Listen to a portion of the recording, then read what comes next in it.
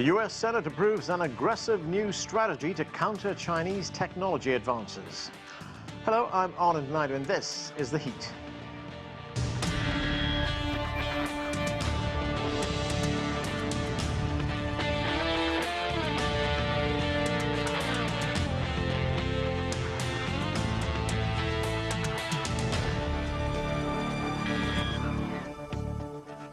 The U.S. Senate just approved the most expansive technology policy legislation in its history, pushing for almost $250 billion investment in manufacturing and innovation. For more, we turn now to CGTN's White House correspondent, Nathan King, who's actually reporting for us from Capitol Hill. Nathan, what's the latest there? That's right. Well, I can tell you, your timing is almost impeccable. And just a few minutes ago, we got the final vote on what's called the Endless Frontiers Act, 68-32 in the 100-member Senate. That's as bipartisan as it's going to get here in the U.S. in this very deeply divided political system, although I was expecting at least 75, maybe even 80 votes, because China and the strategic competition that the Biden administration has labeled it is really the one thing that Republicans and Democrats can unite on. What does it do? Well, it sets up basically a new innovation fund for the industries of tomorrow. We're talking, of course, about electric cars, lithium batteries, their supply chains, semiconductors. There's $50 billion in the bill to essentially subsidize research and development for American chip makers who went down from, what was it, 37% of the world production to about 12, maybe 6. It's decreasing all the time because they're dependent on Asian supply chains. It all works for everyone except when you're in a nationalistic environment like we are. Let's listen to Charles Schumer, the Senate Majority Leader, as this bill was about to be passed. The federal government's commitment to science, unfortunately, has waned. As a percentage of GDP, we spend less than half as much as the Chinese Communist Party on basic research. The world is more competitive now than at any time since the end of the Second World War. If we do nothing, our days as the dominant superpower may be ending.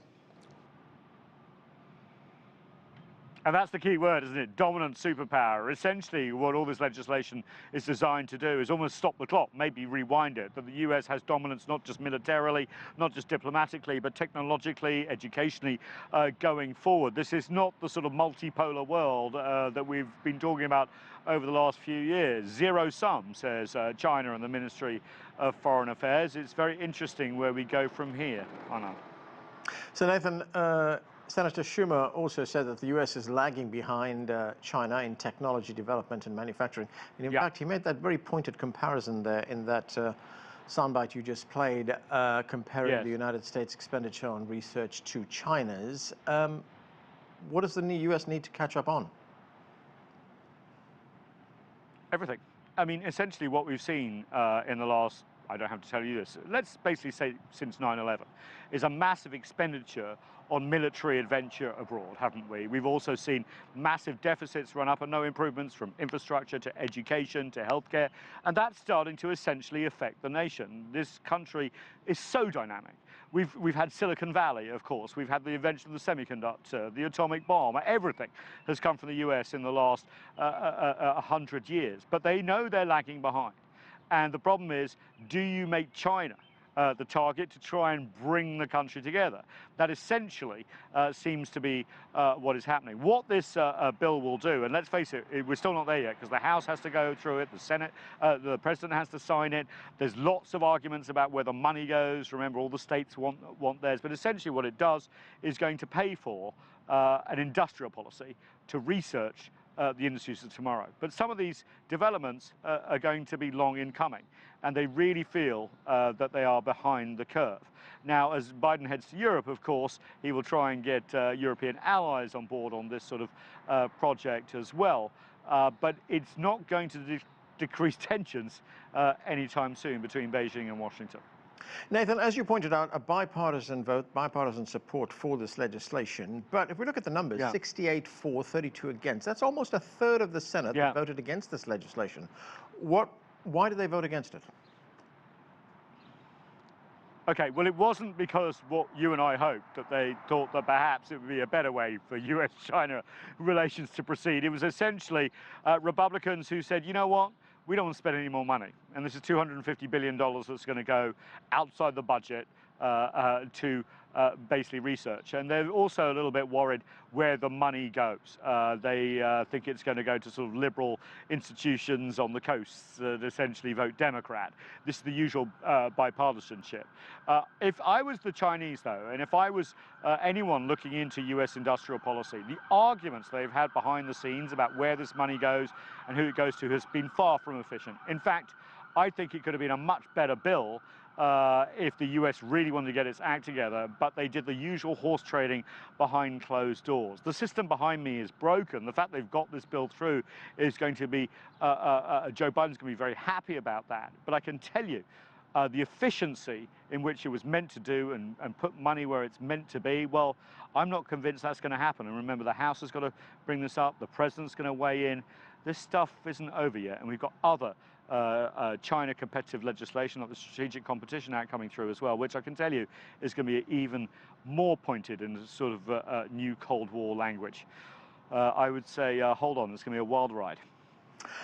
Thanks, Nathan. Well, let's bring in our panel right now. From Westfield, New Jersey, Dan Ives is the Managing Director of Wedbush Securities. Here in Washington, D.C., Sean Ding is the co-founder and CEO of GRisk. Einar Tangen is a current affairs commentator joining us from Beijing. And from Shenzhen, China, James Sung is chief strategist at Zocus Strategic Marketing. Welcome to all of you to the show. Dan Ives, let me start with you. Well, the vote has taken place in the Senate. It has passed in the Senate pretty comfortably. Technology development, the United States is looking very closely at development of semiconductors, at artificial intelligence, and things like that. But a lot of this is about China and about China's technological progress. President Biden has said more than once that he sees China as a threat. So what is the U.S. goal here? Where is this going to go? Look, I mean, right now it's an arms race that we're seeing play out. And I think even on the chip shortage, that's just really highlighted the continued reliance on China and overall the Asia supply chain. But that's not really going to change, at least for the next, call it 5-7 years. And I do think right now, you have companies like Apple that have basically built their whole supply chain production in China. And I think what you're seeing right now between electric vehicles and technology in this cold U.S.-China sort of tech war that we're seeing play out, ultimately who gets hurt are consumers, higher prices, and it needs to be done efficiently, especially as we're starting to look at building a sort of ecosystem in the U.S. But does a consumer like paying $1,000 for an iPhone or $2,000? So I think it's all about a balancing act right now. But no doubt, chip shortage and what we're really seeing in this arms race play out between U.S. and China. So Dan, up to now, we've seen technology in both countries largely integrated in many respects. Do you see both countries now going their own ways? Yeah, so I'm not of the belief that there's a pure decoupling. I think there's going to be obviously a lot of words, right? But I think bark might be worse than the bite.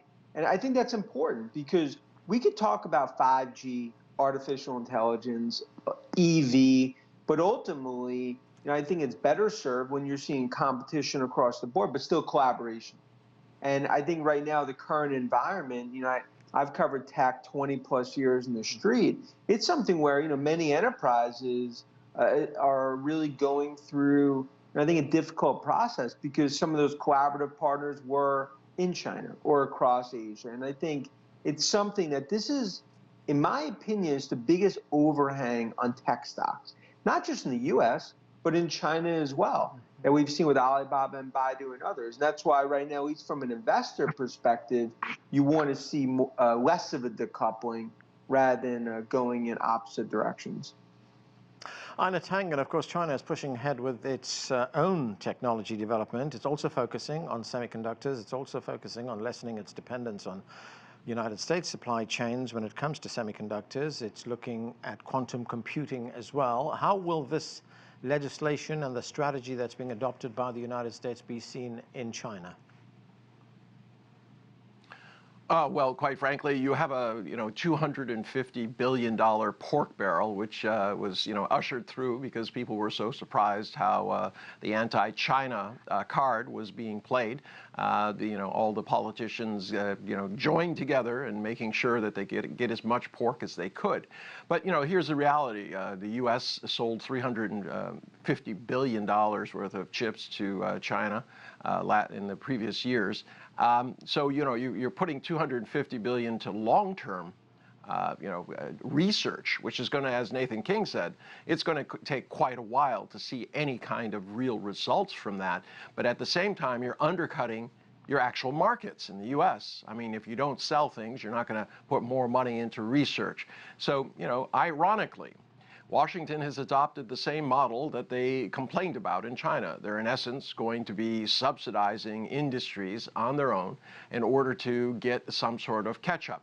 Now, China is not standing still. Already, you see a number of doppelgangers, Chinese companies that are doing exactly the same thing as their foreign competitors, and that is going to continue. And if that does, you're going to see a sharp decline in the chips that are being sold by the U.S., and you will see some partition between these two economies, especially when it comes to very strategic bits and pieces where both sides do not trust the other in terms of supplying them long term.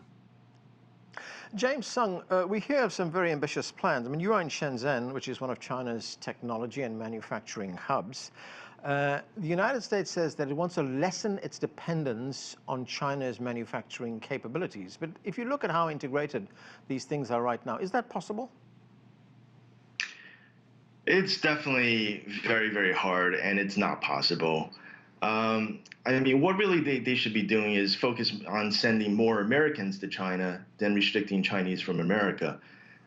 We see, there's so many losses that are coming out of America because of this. For example, they decided to not let Huawei use Android software. Mm-hmm. And because of this, Google has lost over $10 billion. And they're making this bill to stimulate, Google's losses, but why not just let Google make their money? So, I mean, these things are lost in the long term already. And how important is that? I mean, not, for instance, Google not selling to Huawei. I mean, is that in the U.S. interest? Is it, they say strategic, but is it? It's definitely not. I mean, what it's doing is it's just encouraging Chinese firms to really step up and make their own operating systems, make their own chipsets.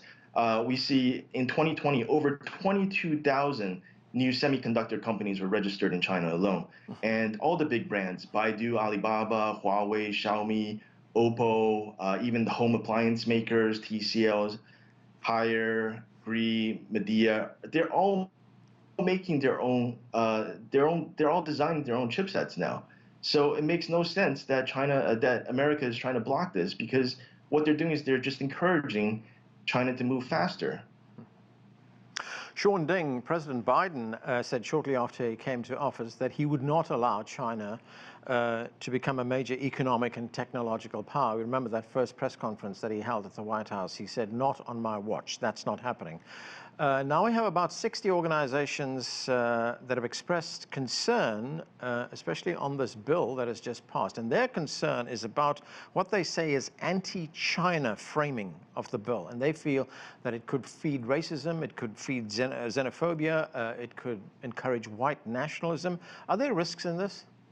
Well, I think as one of the panelists said, this bill is essentially the very manifestation of pork barrel politics. Everybody wants their piece in it, and there is a danger for this so-called whole of society response to the so-called China threat to permeate into not just the technological and the policy sphere, but also social and cultural and even people-to-people exchange. So there is a risk there, but I wouldn't say that it's it's a risk that's going to already be imminent, because you do see still the private sector trying to work with each other, from both sides. You still have entrepreneurs and business people, eager to jump back on the plane and to start working with each other. So I'd say that despite the political pressure, there will be still a lot of collaboration between these two countries and between the businesses across the Pacific. Yeah, but Sean, could companies come under pressure from governments, from, for instance, the White House here, to decouple, to cut links with China? Certainly, I think that's already a reality, and the U.S. and China tech ecosystems are essentially, I believe, becoming two parallel ecosystems, where companies will have to, adapt by setting up separate operations, separate legal R&D, separate, operations teams in the countries. If you look at what Tesla is doing in China, they've run into a number of roadblocks because of the controversies around data security, around where the vehicle is, storing the data. So, each country is establishing their own frameworks and their own philosophy for how tech companies should operate within their borders, within their sovereignty borders. So I think, companies will want to work with each other. But under the different contexts and in different ecosystems, they will also have to be independently operating to meet the regulatory requirements and challenges. Dan Ives, on that point about anti-China framing, this is a bill ostensibly about technology development in the United States, but it also has provisions, in a technology bill I should say, to ban U.S. officials from attending the 2022 Winter Olympics in Beijing. It has provisions about a declaration about China policies in Xinjiang, about which they say amount to genocide. The bill also wants to strengthen ties with Taiwan. What does this have to do with technology? What is the U.S. trying to do here? Look, I think right now, I think that's the slippery slope, because as your other guests are talking about, it's so integrated in terms of the U.S. and Chinese technology food chain. And I think there's a lot of unintended consequences for companies, right? Across U.S. big tech distributors, especially what we're seeing with 5G just now starting to hit its next gear of growth. And that's why I think right now it's definitely an overhang in terms of from an industry perspective, but also from an investor perspective in terms of trying to understand what type of ramifications this is. Because ultimately, U.S. and China in a UFC battle is not good for the stock market. And I think that is what investors right now are trying to sort of get through in terms of this bill and ultimately how it ends up and what the real consequences are. Einar Tangen, what are your thoughts on these provisions that were inserted into the bill? They're very political, very ideological. This was supposed to be a bill about technology funding. Well, it's never really been about technology funding. The key part in there was what Nathan King pointed out and you echoed, which is dominance. This is about the U.S. feeling threatened by the rise of China and trying to reassert itself as a kind of single pole power in the world. Now, this is going against the tide. We know from the economic numbers, it's impossible to turn the clock backward. So at this juncture, it's kind of a futile attempt, but it's going to cause real havoc.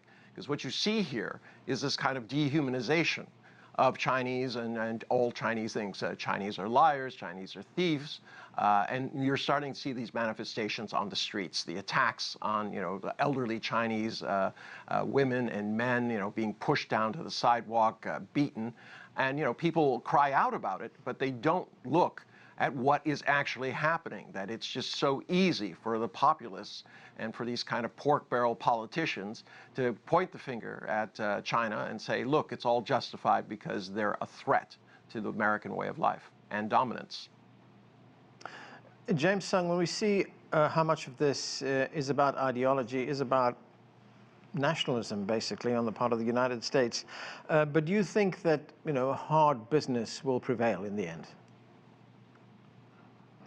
Absolutely. I think clear minds will understand that working together is better than working apart. And we see already now a lot of the American consumers that are suffering because of what's happening already. They're waiting longer for their consumer electronics. They're paying higher prices. And what's ridiculous is even some of they're having their catalytic converters stolen out of their cars because there's such a demand now for rare earth elements that are made that are used to make semiconductors. So everyone is suffering because of this. Sean Ding, of course, this is a very broad bill here. It also looks at education capabilities here in the United States as well.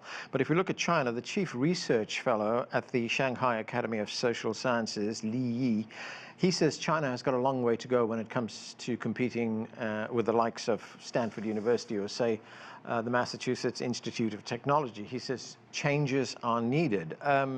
What can you tell us about China's efforts to build up its research and educational capabilities? Well, China certainly realizes that there is a gap. That's why the Ministry of Education recently announced that they're going to essentially build up 12 schools of future technology at China's top universities. Now, this is an ambitious plan whose result won't really come to fruition until maybe 10, 15, or even 20 years later. But it does show that the Chinese leadership, especially the education ministry, does understand that this is going to take time. Now, the devil's in the details. Multidisciplinary education isn't something new in China. If this is going to be successful in producing the kind of cutting-edge technology and the kind of talent that's going to lead China's effort at really building up its own tech supply chain, designing its own chips, I think that's still a big question mark. But certainly, China is investing heavily in both the talent and the infrastructure that's going to at least help bridge the gap. Dan Ives, the key administration official here in Washington for Asia at the National Security Council, is Kurt Campbell. He told an online forum that the era of engagement with China was over and that competition would now be the dominant paradigm in this relationship. I mean, what do you make of that approach? Look, I mean, there's a clear line in the sand. They're trying to ultimately, it's a shot across the bow. They're clearly in the U.S. We're seeing it trying to get more competitive on EV.